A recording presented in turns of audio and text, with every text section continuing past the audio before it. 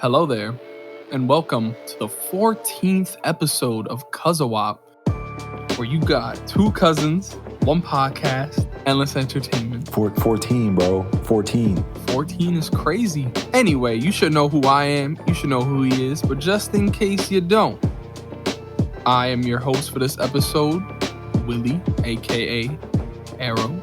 And you are joined by the one and the only Ivy, aka Isaiah, aka Ivy, aka Isaiah. This week, we're doing another Star Wars TV show. I know, how diverse, great. It's May. What are we talking about right now? It's May. Last week was May 4th. We dropped a special episode on you, and now this week, we're talking The Mandalorian Season 3.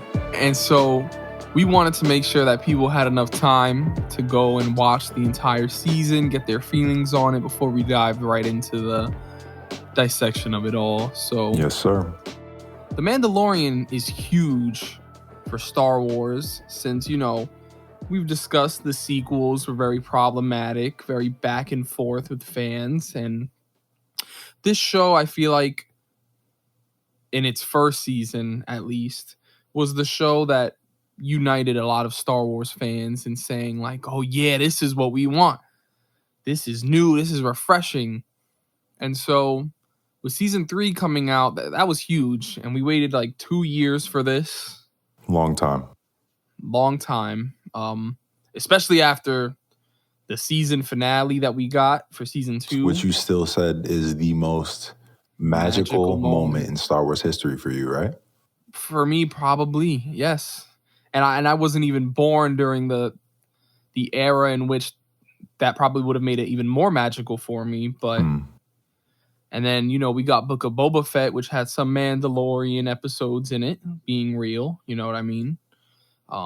Honestly, Book of Boba Fett had the best episode of The Mandalorian I think I've ever watched. Episode 5?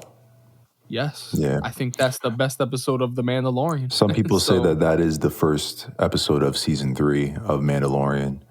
I would say so. I agree. All this to say, season 3, big deal.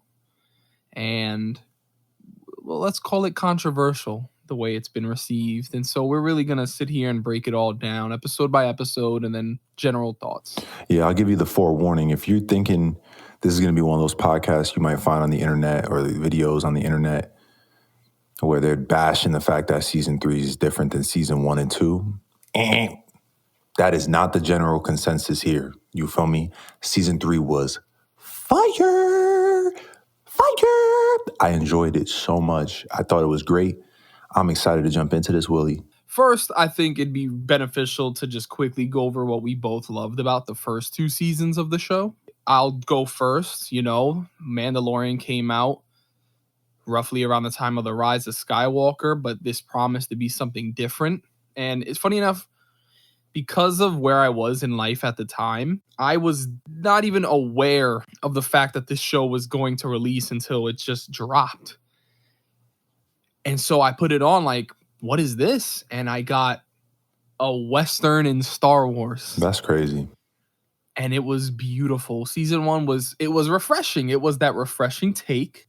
Things that I wasn't expecting to happen, like Bill Burr showing up in Star Wars. And then, so season 1 was that just refreshing, like, wow, look at this story, dropping bombs like Grogu, even though at the time he was just known as Baby Yoda. Like, what is this creature? It was just this sense of mystery, and then Giancarlo pulling up as the villain.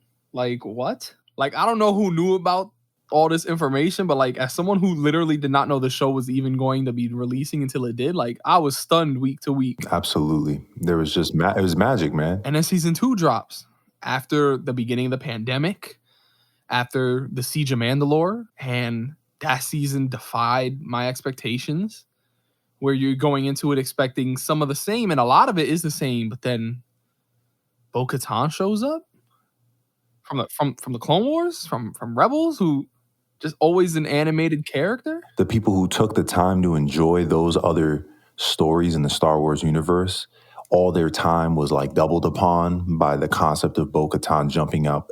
And it's the same actress from the Clone Wars popping out for live action. You know, when that moment happened, she drops down. I'm like, wait a minute, that's a night owl. Like, I'm recognizing the brand. And then I hear her voice and I'm like, wait, that's Katie Sackhoff. And then she takes her helmet off and I'm like, oh my God, it's Katie Sackhoff. Like, what's going on? She's and elite. then at the end of the episode, she's like, find Ahsoka Tano. And you're like, what?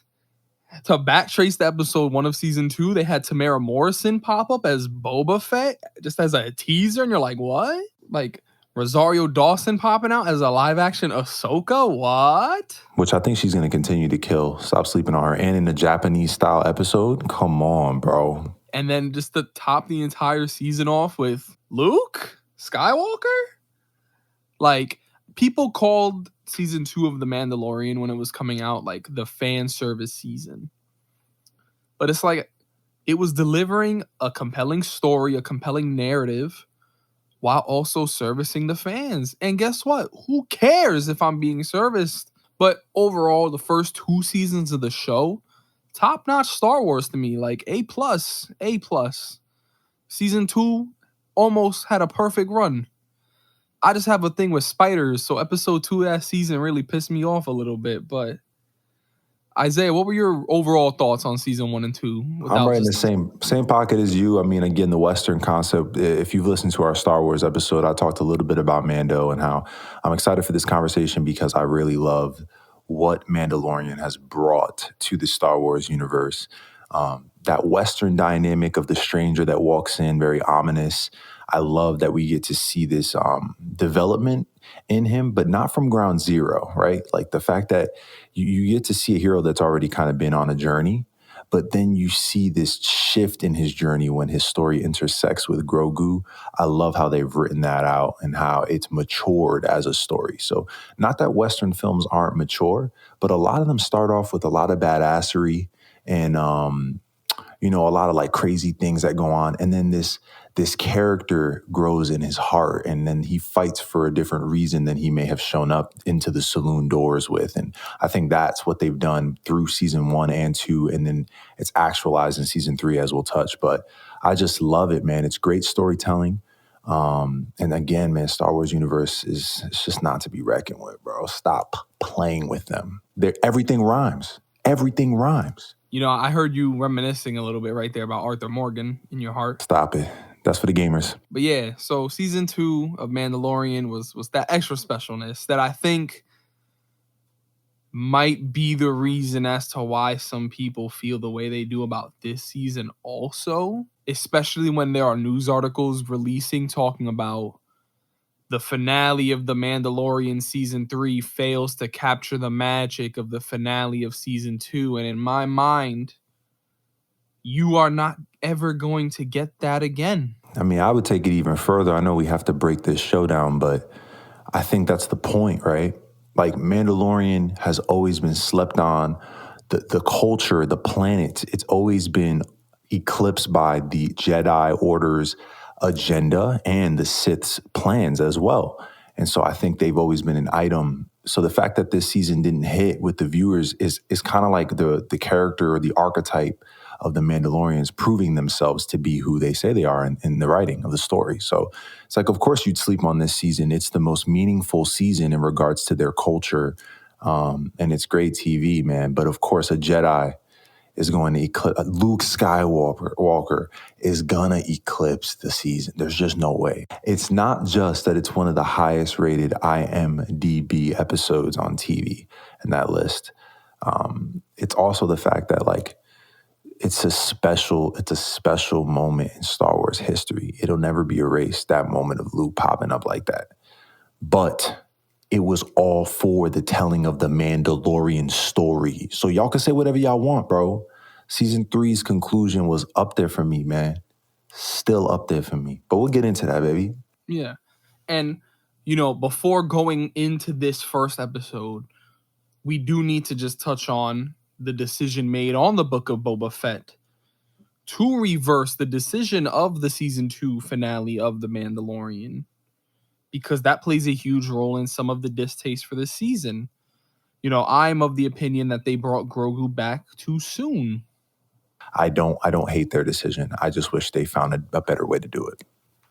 I mean, I'm in that boat also. I don't hate having Grogu back, but I also am not a fan that he is back, in the sense of I wish that emotional impact of season 2 could have been felt for a tad bit longer than just quite literally the 1.5 episodes where they were separated from one another. But all that to say, Mandalorian season 3, episode 1, chapter 17, the apostate. I give it like a 8.59 out of 10 for a couple of reasons. One is I mean, it's been a minute since I've seen these two journey together, and so I'm glad, because the magic that I felt during the first season of Mandalorian, I felt like they played on that and they tugged on heartstrings. Call back to IG-11, call back to Grief Karga. They're trying to stir something like, remember when these two got together and they went on their adventures? And things are different. Grief Karga is in a different position. He's on the other side of the line now. IG-11 and the reason why Din Djarin needs him. Every single character introduced in this episode reappears in other episodes at least once or twice. They're major players, so it's like to get all that information across a 45-minute episode and do it in a way that made me feel nostalgic toward the first season. I'm gassed. I was pumped, man. It was great to be there and to be able to watch like the new villains pop up. The pirates were cool. And that's for a later point, but I liked how the pirates were used as chess pieces in this season. So seeing them be introduced was cool, because I thought it would just be like a one-off, but then when they were tied together, I was like, "Oh, that's crazy." Was it a fine opening episode? Yeah, sure. It didn't wow me the way that some premieres do. Like I said, that episode 5 of Book of Boba Fett, I feel like was really meant to be that episode 1 of this season. But, this was all right. Like a great 8 out of 10 episode. Just as a premiere, I wish it was a little bit more oomph. But the episode where I really felt like, oh yeah, this is the Mandalorian we hear, was episode 2 of the season, chapter 18, The Mines of Mandalore. That's ironic, because for me, I felt opposite. Like I liked episode 1 so much, and then episode 2 I felt started to slow down. And I was like, okay, well, I mean, I guess we build in story. I'm not saying it would be like super low, probably like an 8. What I did like about the episode was, again, Bo-Katan getting off her ass and getting active. You know what I mean? It's time to get active. You can sit and you can moan about Darksaber this, Mandalorian people that, or you're going to get to work. And I think she's pulled into work by someone who she obviously makes fun of his principles and his values, yet to see her find herself through the culture that he brings to her through himself is very it's like what's the word I'm looking for? My man was a missionary, bro. My man was kind of like apostolic in his delivery of that. And I love what happens with her from this point forward as well. This is the moment when she sees the mythosaur under the water. And I think that is kind of like a signal or a moment of like really deep change in her as a character, and what it means to be a Mandalorian. Now, this is the point where we have to pause before Willie jumps in on his. And this is the thing, right? Like, you guys can say this season felt maybe like it didn't know where it was going, whatever you want. They put the Mandalorian at the forefront of season 3 of the Mandalorian. It's not Din Djarin, it's Din Djarin and Grogu and Bo-Katan and the armorer. Everybody who is a Mandalorian was the main character, or the main focus of this season is a better word. And I love that they did that. It's a poetic wink. They already had the title, but to play into it the way they did was really cool. And I think this is, again, showing that. Now we've got 2 storylines flowing. Din Djarin's storyline to be redeemed, Bo-Katan seeing the mythosaur. They're starting to put these strings together. I love it, bro. Great episode. Yes. I mean, like I said, this was when I really felt like, oh yeah, we here. But holy crap, we're here already. I thought this season was going to be the journey to Mandalore ending off with him being redeemed. Nah, episode 2, you got it. He's bathing, he's drowning, all this other stuff. Which is when you really begin to see what the season is going to be. It's not a rebirth of Din Djarin. It's the reclaiming of Mandalore. When Bo-Katan sees the mythosaur, you're like, oh. And it just so happens that this happens to be the, I believe, second episode of the season. You know, we're 2 episodes in. That ends on a shot of Bo-Katan. Exactly. And you want to know why, bro? Because she is the embodiment of the Mandalorian. So's Din Djarin. So's the armorer. So's Grogu. They gonna hate that one. Go ahead, though. So, with everything crazy going on, we move into episode 3, chapter 19, The Convert. Now, something that we need to start speaking about now, we could go back and revisit real quick. The titles of these episodes are picked very particularly. And people need to realize that it's not no surface level shit. Stop reading this on surface level. Go deeper. Dare to dive deeper into what the titles of these episodes mean. By the way, it's deep, just like the title of the show is deep. Exactly. So, you know, The Convert. This is the episode that really got people starting off on the wrong foot. Because people were like, what is this? Why are we focused on this scientist and this chick for an entire hour? Like, people hated it. It's the longest episode of the season.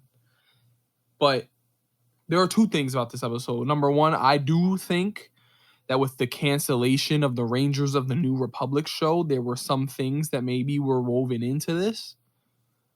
But on the other hand, it's important narratively to explore this, to explore the things shown in this episode. The New Republic, number 1, they've showcased they suck, which makes sense for the sequels. The New Republic is ass. Number 2, now we get to know a little bit about what Moff Gideon was working on for the first 2 seasons of the show. We're finally visiting these points. People call it pointless, but we're getting the answers that we've been waiting for. And then number 3, it sets up the fact that there is a spy for Moff Gideon. It puts the little hints that he might have escaped. And then the number 4 is Bo-Katan joining The cult. the cult. The Mandalorian cult. So the convert, what does that mean, Isaiah? What does the convert mean in terms of... Matter of fact, let's do that, baby. It's a double entendre. It could be a triple entendre to some. For those who don't know what entendre means, there's 2 meanings. The first meaning is this. Obviously, Dr. Pershing is converting to a better life, you know what I mean, via the amnesty program. And so that's the obvious choice, the obvious interpretation of the title. But the secondary is Bo-Katan herself as she converts like a religion. You know what I mean? The way of life that Din Djarin, the armor, and the remainder of the Mandalorians that are in that group live. And Bo-Katan adopting that and them juxtapositioning that meaning of the convert to Dr. Pershing's story. It was just, again, man, brilliant writing. It's just brilliant writing. Yeah, like Bo and Pershing are clearly the 2 converts of the episode. It's like they are both now on journeys that, compared to where we first see them, totally different. Like Pershing as a imperial scientist versus a scientist for the New Republic, genuinely trying to do good by the New Republic using the information he had, you know? The New Republic is being incredibly stubborn. Like, they don't want to accept that anything from the Imperials could be good. Like, he might be bringing value information, but because it might be what he was working on in some way for them, throw it out. Which is part of the reason why the New Republic is so booty, which they say a lot in the season. Yes. And then for Bo, her introduction was in Death Watch, the terrorist group of Mandalore. They were terrorizers on Mandalore, you know, and we get to a point in episode 7 where Bo speaks about some of this, but it's like, look at where she is now. She's willing to follow something that's so new to her after talking so much smack last season. Like, because why? She's alone. She's been abandoned. She's lost. She's at the bottom of the barrel.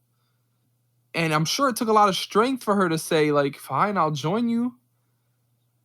And then the episode ends once more with a shot of Bo-Katan staring at the mythosaur head. Chapter 20, The Foundling, episode 4 of the season, the shortest episode of the season. You know, we really just have this amazing rescue mission that this episode is. It's full on action, what everybody was crying about the week before that they didn't get, you know, and it was special to me because this episode did 3 things for me. Number 1, it introduced me to what the theme of this season was. It wasn't Western like season 1 and 2. And I'm okay with that because shows change. This episode introduced us to the idea that this season was about the Knights of Mandalore and the return to their kingdom. That's what this episode reminded me of, that's what this episode made clear to me that this season was about. And number 2, it did work for Bo-Katan that I would have never seen happening. Because she's been around for years, and I've just been like, okay, that's Bo-Katan.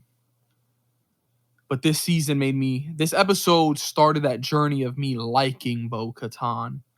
I have a Star Wars wall right in front of me right now as we record, and I have characters that I love on this wall from one of my favorite artists, and he has had a Bo-Katan picture up for a minute, and I have had zero want to buy it. And now you do. I bought it. I bet you did. You know? And that's what this episode started. And then the third point, and I'm going to make this point after you speak about everything that I just talked about, because it meant a lot to me.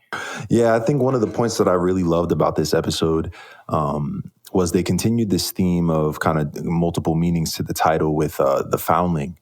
And the foundling obviously is Ragnar being taken by the raptor, right? And he is needing to be rescued. And we hear the armorer say that the highest thing you can do, the highest act that you can accomplish as a Mandalorian is to save a foundling. And so I love that. But then also it's Grogu, right? And the fact that he's the unorthodox foundling, even the culture is filled. I mean, Ragnar's trying to pick a fight with him in the beginning. He's thinking he's about to spaz on him, and Grogu just kind of pulls up with that different. And it was just cool, man. It was cool to see Din Djarin be like, that's my man. It's like, he got it. Don't sweat that. And I was like, that's so flames. So there's him. And then also there's this other suggestion that Bo-Katan is beginning her journey anew. Remember, she's been baptized by the water. So you have to remember that theme of baptism and what that means for these characters, right? There's a new life that she's beginning, and it is with respect to this old stitching of her culture. I think it's so dope, man, the way they were able to write that into the title. But what's your third point? Grogu, his origin, the beginnings of where he came from was spectacular because these are questions we've also had. And it's like, it's not his origin, but it's the origin that matters. The Jedi Temple. Order 66. I knew going into this episode that this episode was directed by Dave Filoni. Or at least written by Dave Filoni. I can't remember if he did the writing or directing. And you know that that man loves Order 66. And so I was like, this is it. And we get that. And then we get to meet the Jedi who saved Grogu, Kelleran Beck. Now, Kelleran Beck, yeah, he might be a new Jedi for some people. Technically, he's only ever been on like a game show that wasn't canon or anything. But what's special about Kelleran Beck is the actor who plays him. Ahmed Best, the actor of Jar Jar Binks, returned to Star Wars in a canon project when I wouldn't have ever returned, you know. He went through a lot because of Star Wars and its fans.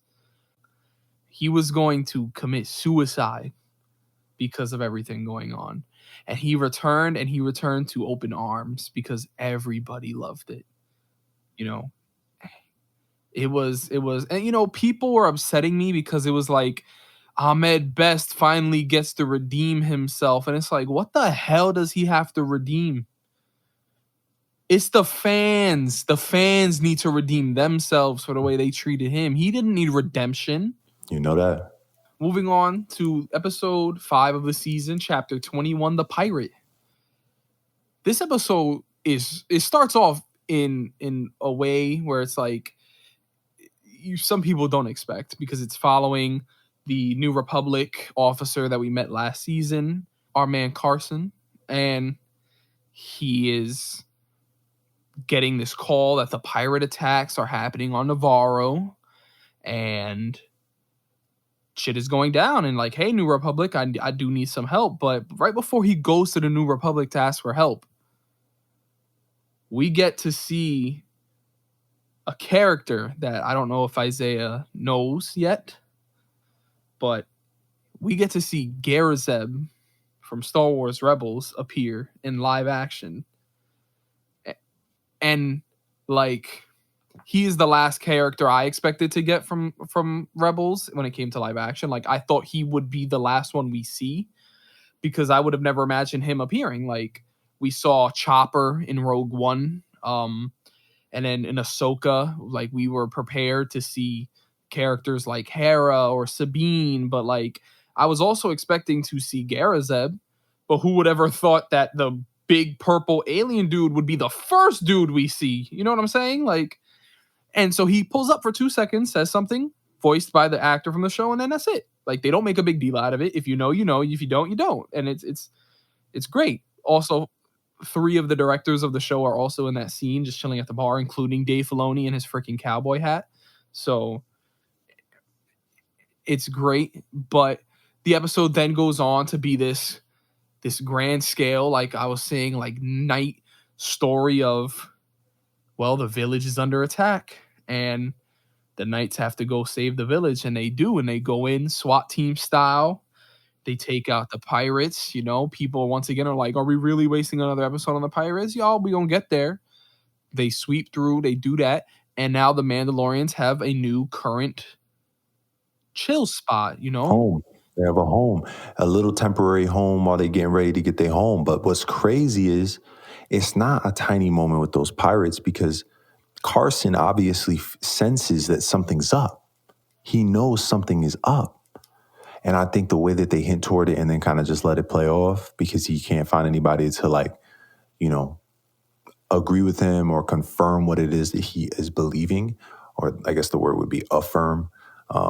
There's still this idea that's dropped, and we get to pick that up later on in episode 7. All that being said, I love the way that the Mandalorians go and save Navarro from the pirates. That fight scene is just everything about it, man. From Din Djarin's flying to the Shard, the Wag man, who's about to really just try to get away. Like, him just being such a coward from the beginning. It's just a typical bad guy, It was just cool to see that. It felt very cartoony. I felt like I was watching an episode of Clone Wars. No funny.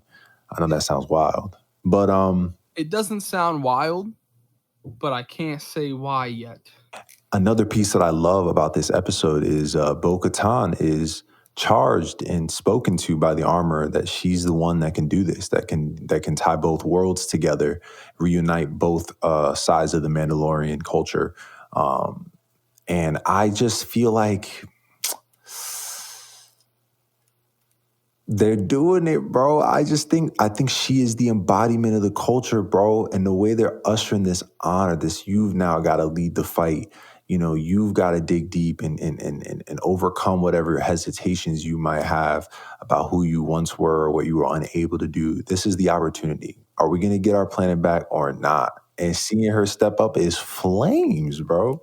Yep. And in this episode, we also get to see Paz Vizsla, finally get over whatever shit he was on and how tight he was that Din had the Darksaber, and like, Bo saved his kid last episode, and there's a little scene that I love. It's very like, as the person who's studying to be a therapist, right? You know, we have the talking teddy bear, where if you have the teddy bear, you get the floor. Like, they have the hammer. You know, these are soldiers. They have the hammer and they honor it. And Paz is the one who speaks up and says, "We're gonna go save this village for Din. We're gonna be the Mandalorians. I trust this." And it's like, dope growth. I love to see it in you, man. And so that was Yeah, great. I mean, it was funny. I know they would kind of break our ankles and be like, time and time we've laid our lives down for this man. And for what? Because we're Mandalorian. I was just like, yeah. But yeah, I did appreciate it. It was good in the sense that that change was necessary because, again, he is exhibit A of what Bo-Katan is designed to do. And I think the armor is the wisest one, obviously, right? And in terms of the clan, they follow her. So I think she had the eyes to see what's going on in this moment. And I love that, man. I love that because Bo-Katan might be the one that accomplishes it, but the armor and those principles, again, that they were being made fun of, it's like she kind of set in motion something that needed to happen because she's tapped in, bro. She's tapped in. Facts, you know, just I like that you bring up that exhibit A point, because it is like, yes, that was her. That was Bo getting past to get over it. You know, that was proof that she has that ability in her to change things. You know, and then we get to see how this change starts to come about in episode 6 of the season, chapter 22, Guns for Hire. Now, this episode is the lowest rated episode of The Mandalorian. Do you agree with that? Do you agree with that? Now, do I agree with that? You know, I haven't figured it out. I can see why it might be, but like, I don't even think it's my least favorite episode in this season.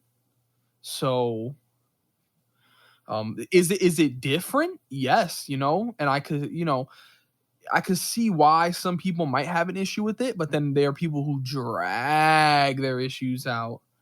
And to your point before, I think this episode is Clone Wars live action. That's what this, in my opinion, based on what I think I know of George Lucas, would probably be his favorite episode of The Mandalorian. Damn, that's a big statement, my G. Yeah, I mean, I know people probably saw my man, Jack Black. my man Jack Black, and they saw Lizzo, and they said, "Nah, I'm not with that," right?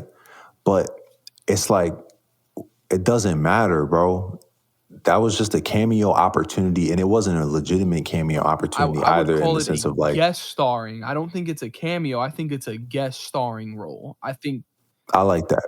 So it was a guest starring role, and majority of the guest starring roles in this show have always been significant people. This episode, I can understand you being frustrated by just feeling like two random dudes, random celebrities just hopped up in here. I understand.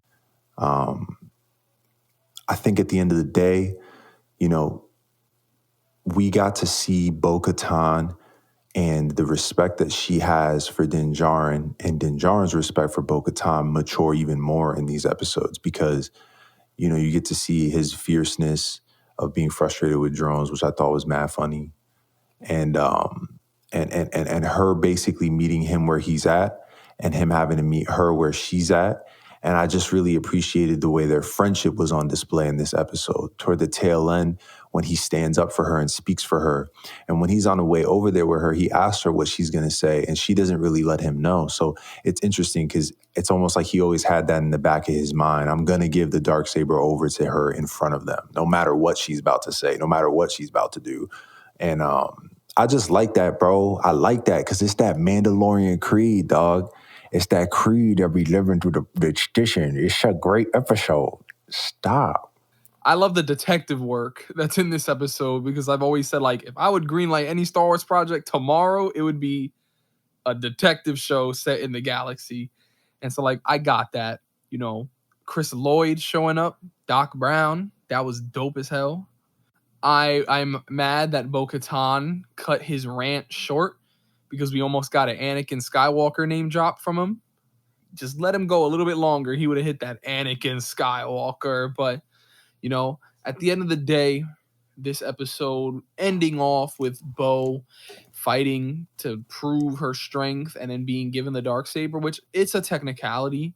Like, I wish they would have found a little bit of a better way to get the Darksaber back into her hand, because, like, the Darksaber is not the Elder Wand, but I guess it had to be in that moment for everything to work. Yeah, man. I mean, again, it's an appropriate decision because the mission is different. It went from being her just wanting to have her planet to like the reason that she wants her planet and how she's going about it. Her why is different. So it makes the blade, to me, the saber, different too. Like I like it. It goes from being like this weapon that we've just kind of known to seeing, again, because the culture of Mandalorian is being put on display so heavy. I appreciate what the saber means for them as a people now. I don't know. I don't know about you, but I understood it was significant, but I haven't seen Rebels. I haven't seen any of that stuff. So that's where it's happening for me. So now when I watch Rebels, I know it's even going to get crazier. Yeah, there's going to be a decision in Rebels that you're going to be like, I get her even more. You know? But, you know, overall, I think this episode is a great mix of, I understand it, but I liked it, you know? So now we move into chapter 23, The Spies. This is the episode that people, they don't know what they're doing. They don't know how they're writing these things. There were no spies in the episode, yada, yada, yada. Who was the spy? There's double meaning here, people. So number one, if you want your spy, the episode opens with one. You know, like, there's a spy in the New Republic working for Moff Gideon. There's your fucking spy. But now, if we want to take this step deeper into what the title of these episodes mean, you know, Isaiah has spoken about the baptism that Din and Bo have gone through. So let's talk more Bible. You know, in the Bible, Moses had sent 12 spies from each tribe to scout out land for the future home of the citizens, right? Because things went down. And so Bo-Katan and the armorer, technically, you know, maybe the leaders of these two tribes, right? What you would say. The Moses of the groups take 12 Mandalorians to scout the planet because they want to return to their home. They are the spies. You know what I'm saying? They are the spies. It's not spies as in secret agent. It is the biblical term, the spies. That's what they're going for. And if it's not, then they hit the luck. You know what I mean? That's 100% what they're trying to do, bro. Because it's And like so that. it's That's like, not new for Star Wars. when people sit and explain this to you, you want to come out and say that's weak. That's weak writing. We shouldn't have to know that. Dig deeper. Episode was fire. Episode was really good. Them going down, touching down on the planet, you know, developing the beef that these people have even more. You know, bringing Moff Gideon back to say, like, yep, he's here. He's behind it all. He was in charge of the pirates. Not everything needs to be done in the first episode. There's the example. Ta-da.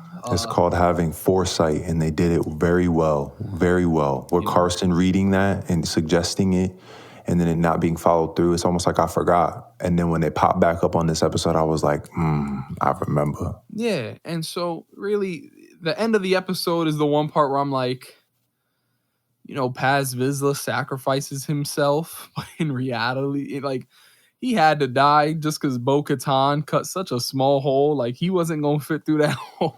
Yeah, that's mad true. The death scene, in my opinion, could have been done better. I feel like it was very...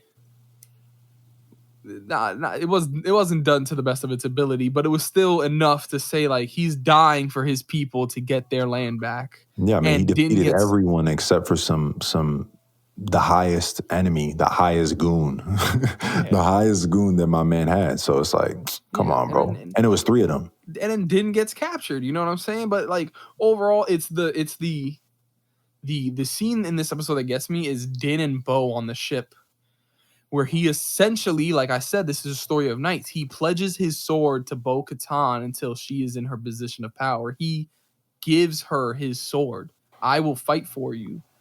It's Again, a great moment. They keep building off that. Last episode, we got to see that between those two. And then now we get to see this continue, you know what I mean? That he has respect for her, you know? And it's been growing since episode 2 when she saves him from you know, she is part of why he is able to even be where he is, you know what I mean? So you see that respect in these two characters. It's good, man. Really good character development. We can't brush past the opening of this episode, Willie. Like, the opening of the episode, Giancarlo just kills his scene with the board of what is this, evildoers, the Empire's remnant, you know. And so, all that being said, the way he acts and the way that he politics them in that room, and then throws in the info he just got from Elia Kane moments prior, and he puts it in and spins it into a plan to get what he always wanted. Come on, it was brilliant writing. It was smart writing, bro. Yes, and then we get teases for things like Grand Admiral Thrawn. You know, Thrawn's return is imminent. Like, my man is clearly plotting against Thrawn. Or we have the general from the sequel trilogy. His father is in the scene. You know what I'm saying? And so there's just so much goodness flowing around in this episode that, is it the best episode of the season? No.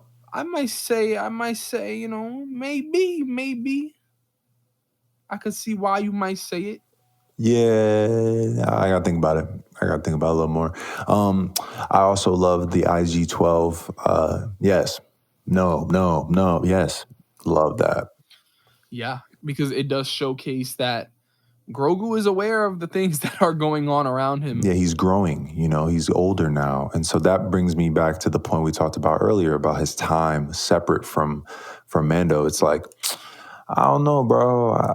I mean, they getting it across to me right here. It was cool to see him be a little bit more mature, try to make his own decisions. And I also like seeing the side of Din, of like the father that's trying to let his son grow up, but also doesn't want him to. Like, it was cool, bro. And again, hints and foreshadows toward this next episode where he obviously makes the decision that he does before the order. But love that. Any other pieces from this episode that really stood out to you? Skinny Pete was cool, if you know who Skinny Pete is from Breaking Bad, and that's about it. We could jump right into the next episode, The Return. Another title where people don't know what they're talking about. Because everyone was like, the return of who? Nobody returned. The return of Mandalore, you stupid ass. Like, why are you like this? Like, I'm sorry, but do you need something crazy all the time? Like, can you look a little bit deeper, please? Like, the Mandalore is returned. That is what the return is. It's not a character. It's not a Luke Skywalker. Like, Jesus, But it's also the return officially of Moff Gideon as an oppression, as the antagonist too. So they doing stuff, bro. Because that's that. You could keep digging. We could keep digging, bro. If you want to keep digging, we can find another one. You want another one? The return of the Empire. The return of the Empire, or even the return to what the show was in season 1 and 2. If you want to do that deep dive thinking, you could do that.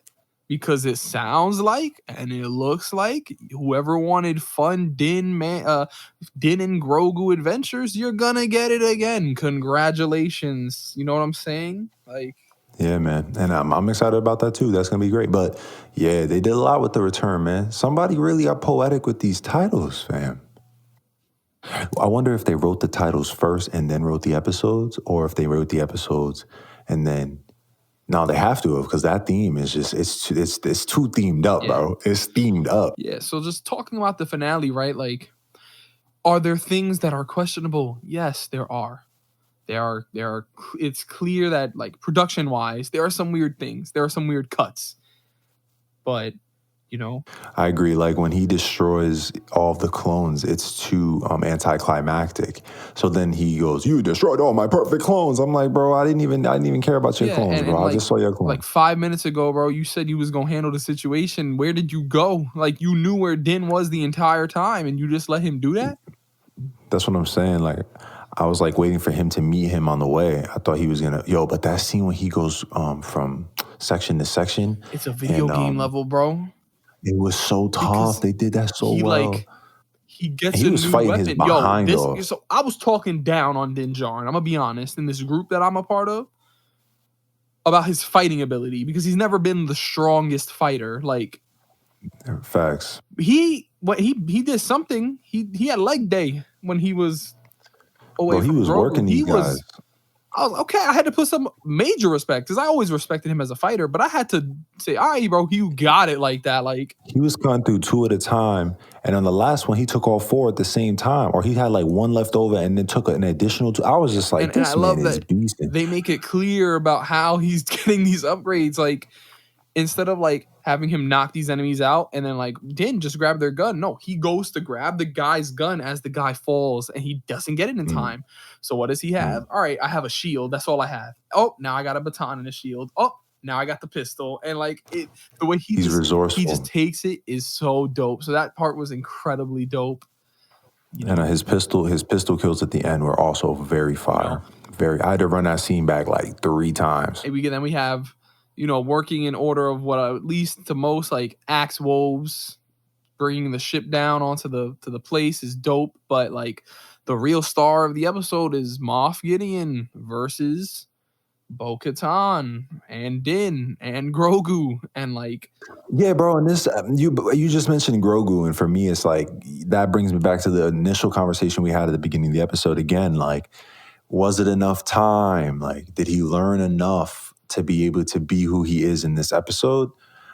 Again, that's a choppy thing for me. That's another one of those shaky things. But at the same time, bro, it was so cool to see them scrap together. Like they were scrapping. Like when we see them next season and that episode 1 slaps, do you know how crazy the fight scenes are going to be in the first episode with them 2 just army of Tuin cats?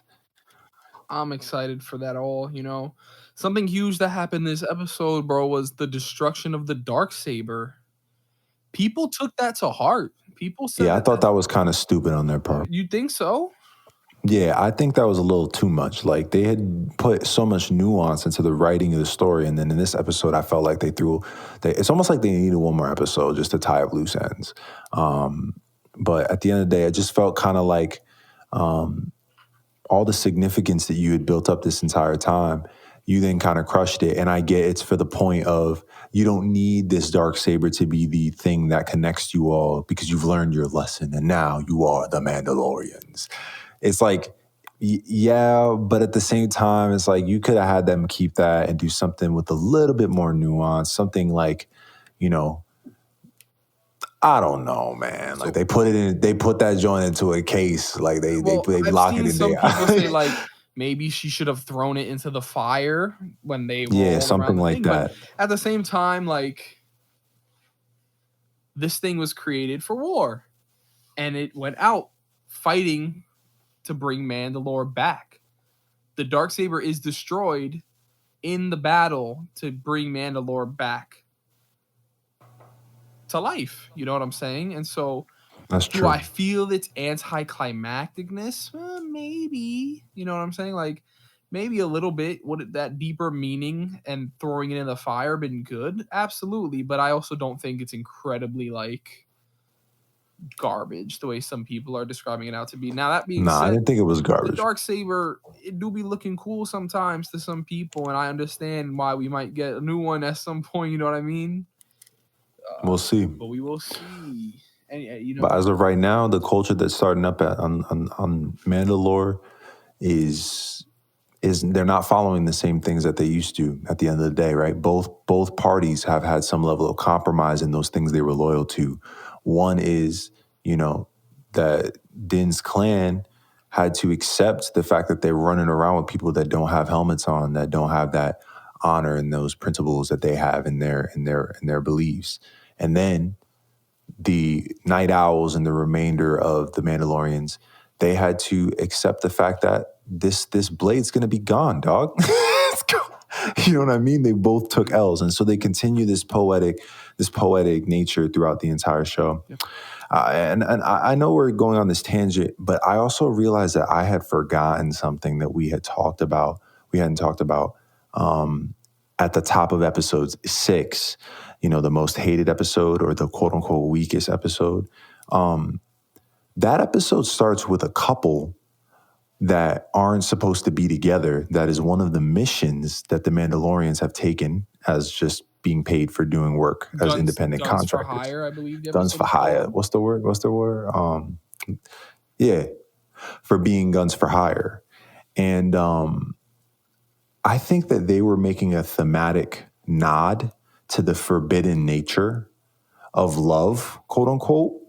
And I think that forbidden nature is what is stitched through these last 3 episodes as these 2 forbidden groups who would never do such forbidden things and work together for such forbidden work. They come together in harmony. And there are hard decisions that have to be made by both sides. There are hard losses. But I think they kind of make this notion. It was just really well written. You know what I mean?